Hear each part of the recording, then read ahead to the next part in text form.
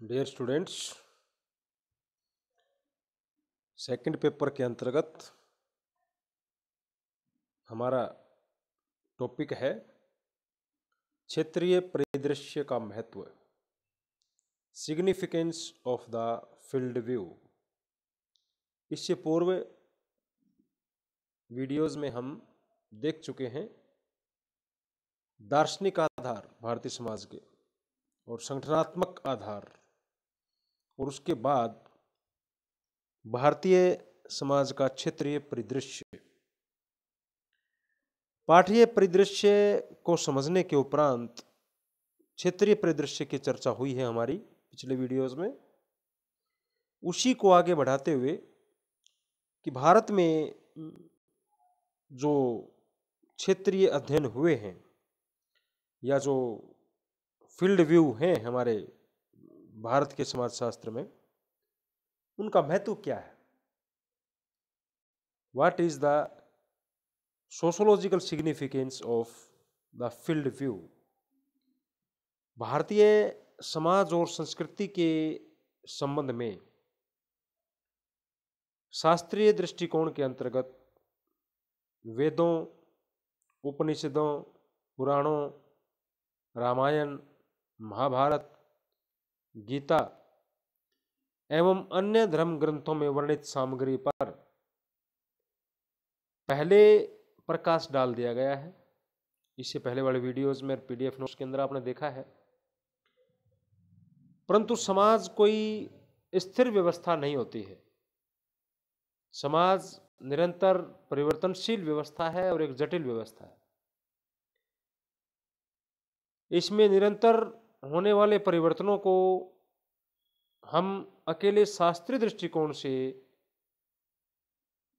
नहीं समझ पाते, अकेले पाठ्य दृष्टिकोण से हम इसको नहीं पढ़ पाते, है ना, स्टडी नहीं कर सकते। समाज में यथार्थ और आदर्श में पाए जाने वाले अंतर को पता करने के लिए क्षेत्रीय कार्यों की आवश्यकता पड़ती ही है।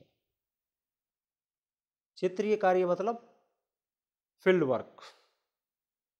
किसी क्षेत्र में जाकर के प्राथमिक सूचनाओं के एकत्रीकरण के द्वारा जो आनुभाविक अध्ययन होता है वो क्षेत्रीय परिदृश्य में आता है। और हमारे देश में अनेक ऐसे समाजशास्त्री, मानवशास्त्री विद्वान हुए हैं जिन्होंने वास्तविकता का पता लगाने की दृष्टि से फील्ड वर्क को ज्यादा प्राथमिकता दी है। यानी पाठ्य दृष्टिकोण अथवा शास्त्रीय दृष्टिकोण के अतिरिक्त क्षेत्रीय दृष्टिकोण को भी महत्व देने वाले विद्वान हुए हैं। जैसे जाति व्यवस्था की विवेचना शास्त्रीय दृष्टि से की गई है, परंतु इसमें समय समय पर होने वाले परिवर्तनों का या बदलावों का पता लगाने के लिए विद्वानों के द्वारा फील्ड वर्क भी किए गए हैं। अनेकों क्षेत्रीय कार्य भी हुए और हम ये कह सकते हैं कि भारतीय समाज में सबसे ज्यादा जो क्षेत्रीय अध्ययन हुए हैं तो जाति व्यवस्था पर हुए। बहुत ज्यादा क्षेत्रीय कार्य इंडियन कास्ट सिस्टम के ऊपर यहाँ के विद्वानों के द्वारा और विदेशी विद्वानों के द्वारा भी समय समय पर होते रहे। भारत में वैज्ञानिक विधि से क्षेत्रीय अध्ययनों का आरंभ लगभग 60-70 साल पहले हुआ था। 1950 में भारत सरकार ने नेशनल सैंपल सर्वे नामक संस्था की स्थापना की थी। एक ऑटोनोमस बॉडी थी, स्वायत्त संस्था। और इसके बाद डॉक्टर डीएन मजूमदार के नेतृत्व में क्षेत्रीय अध्ययन कार्य प्रारंभ हुए थे 1950 के बाद, उस दशक में। 1955 में पहली बार भारतीय गांवों के ऊपर 4 पुस्तकों का प्रकाशन हुआ। और इसके अतिरिक्त अनेक शोध पत्रों का भी प्रकाशन हुआ।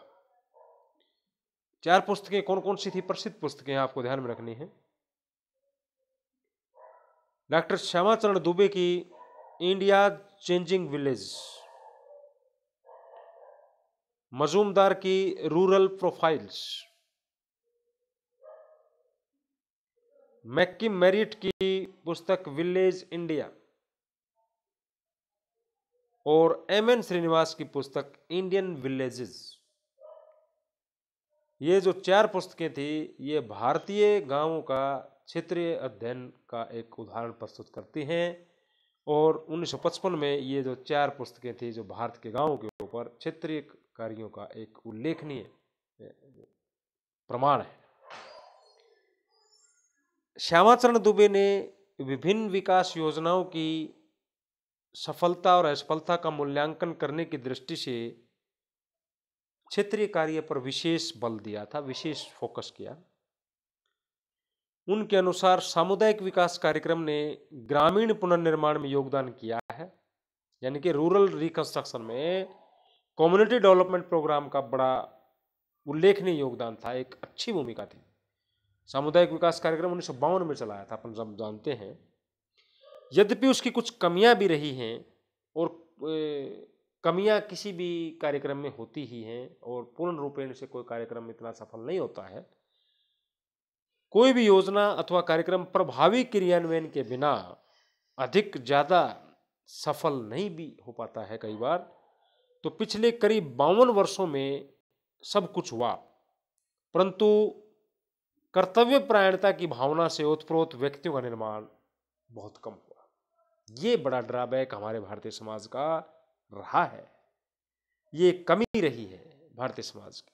हिंदुस्तान आज़ाद हुआ और आज़ादी के बाद विभिन्न प्रकार की योजनाएं लागू हुई, विकास योजनाएं लागू हुई, ग्रामीण योजनाएं लागू हुई, ग्रामीण पुनर्निर्माण की दिशा में प्रयास हुए, ठोस प्रयास हुए, सरकारी स्तर पर भी, गैर सरकारी स्तर पर भी।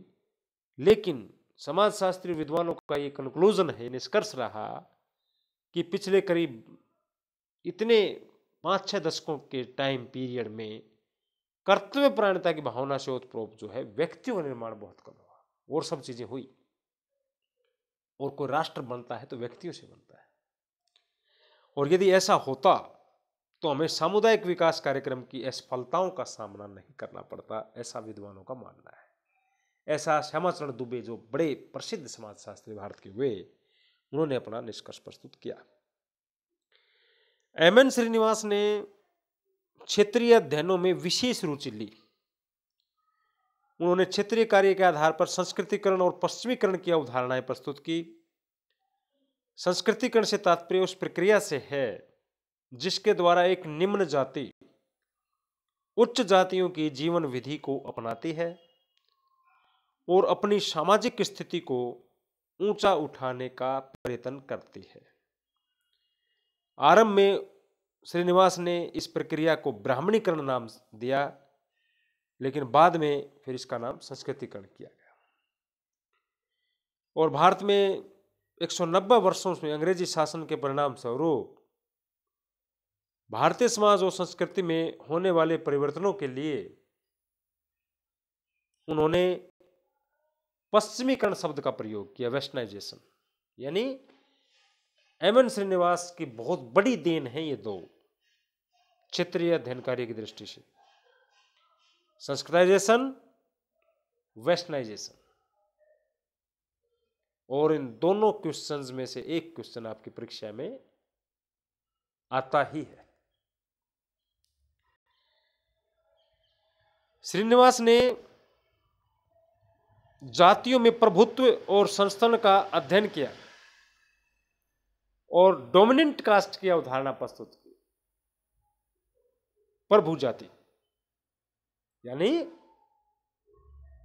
एम.एन. श्रीनिवास ने जो अध्ययन किया मैसूर के कुर्ग लोगों में, उन्होंने बहुत बड़ी एक पुस्तक भी लिखी, social change in modern India. तो मैसूर के अंदर कुर्ग लोगों का अध्ययन उन्होंने जो है किया। रॉबर्ट रेडफील्ड ने दीर्घ और लघु परंपराओं की अवधारणा प्रस्तुत की। एस.सी. Dube, McKim Marriott, D N. मजूमदार, एम.एन. श्रीनिवास के द्वारा जो पुस्तकें आई उनकी चर्चा हो चुकी। इसके अलावा रॉबर्ट रेडफील्ड ने भारतीय ग्रामीण समाज में एक विशेष जो है अध्ययन किए दीर्घ और लघु परंपराओं के रूप में, उन्होंने अपनी कॉन्सेप्ट प्रस्तुत की। मैरियट ने सार्वभौमिकरण और स्थानीयकरण की प्रक्रियाओं का उल्लेख किया अपने क्षेत्रीय अध्ययनों में, और ये दोनों ही प्रक्रियाएं भारतीय सभ्यता की जटिलता को समझने के लिए और लघु और दीर्घ परंपराओं के बीच एक श्रृंखला, चैनल्स एवं अंतःक्रिया को प्रकट करने वाली क्षेत्रीय अध्ययन है। मैकिम मैरियट ने अवधारणाएं दी सार्वभौमिकरण और स्थानीयकरण की, रेडफील्ड ने अवधारणाएं दी लघु परंपरा और दीर्घ परंपरा की। सम कंप्लीट ये मैरियट वाली अवधारणाएं और रेडफील्ड वाली अवधारणाएं भारतीय ग्रामीण समाज को और भारतीय ग्रामीण सामाजिक संगठन को विश्लेषण करने के लिए अत्यंत उपयोगी अवधारणा है। दुबे ने लघु और दीर्घ परंपराओं के स्थान पर बहुमुखी परंपराओं को ज्यादा लाभदायक माना। इसके अतिरिक्त ऑस्कर लेविस एक और विद्वान हुए।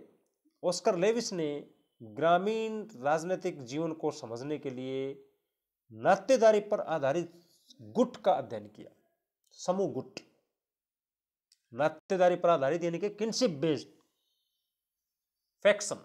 गुट का गांव के अंदर फैक्शनबाजी होती है, ये गुटबाजी बहुत होती है पंचायत चुनाव के अंदर, आज भी हम देखते हैं। तो उस समय ऑस्कर लेविस ने तो उस टाइम पर अध्ययन किया था, इतने दशक पहले। और रेडफील्ड ने कृषि को एक जीवन विधि के रूप में स्वीकार किया है तथा गांव के लोगों को कृषक समाज की संज्ञा दी है, और इन लोगों की संस्कृति को ही रेडफील्ड के अनुसार फोक कल्चर कहा जाता है, एक लोक संस्कृति कहा जाता है।